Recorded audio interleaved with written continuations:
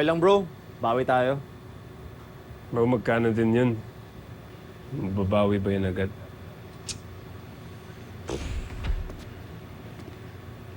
Oh, Dad. Chloe's in the car na. You wanna go? Sure, let's go. Yeah. How about you? Tito, I'll go ahead na. Okay. See you. Bro. Let's go. Dad. Papad trip ako. Laki nang natalo ko sa pusta. Yung ba talaga inisip mo? Hindi ko pa maintindihan, Dad. Ba't palagi bang nananalo yung makmak na yan? Dapat kasi pinag-aaralan mo siya para alam mo yung sagot. Sagot na ano?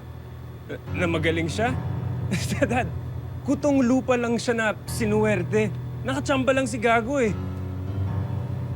Nak, dapat kasi hindi mo muna pinairal yung yabang at pride.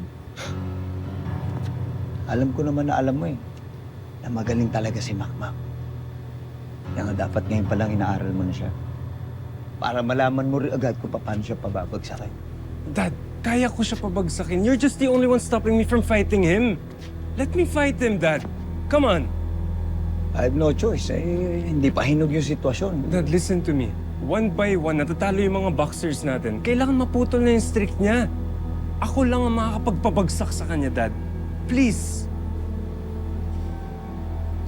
Don't worry. Gagawan ko ng paraan yan para mapigilan ko yung pag-angat niya.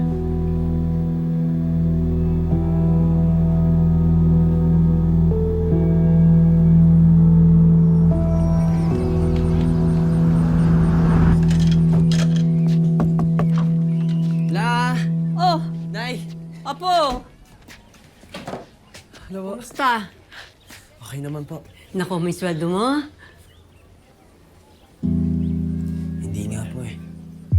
Ha? Joke lang! Naku naman eh! Ito po. Oh, Tinan nyo. naku, sa wakas naman. Sulit na ang paghihirap mo. La, ba't ako lang? Kasama kayo ni Nanay. Katas ito lahat ng mga sakripisyo nyo para sa akin.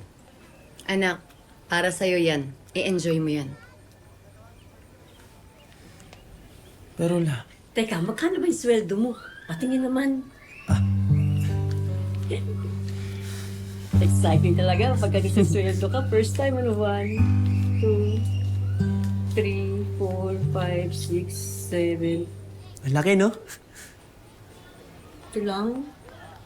7,200 ako. Nay, para namang hindi mo alam. Di ba? Nung kay Nonoy pa, maliit talaga yung bayad sa mga boxer, lalo na pagbaguhan. May cut pa yung manager at yung trainer. Noon pa yun eh. Hindi pa rin nagbabago. Di ba tumataas? Grabe naman. La, ganun talaga. Nagsisimula pa lang naman ako eh. Pero dahil nanalo ako, dadami pang laban ko. At kapag nakilala ako, dadami mga sponsors. Doon tayo babawi.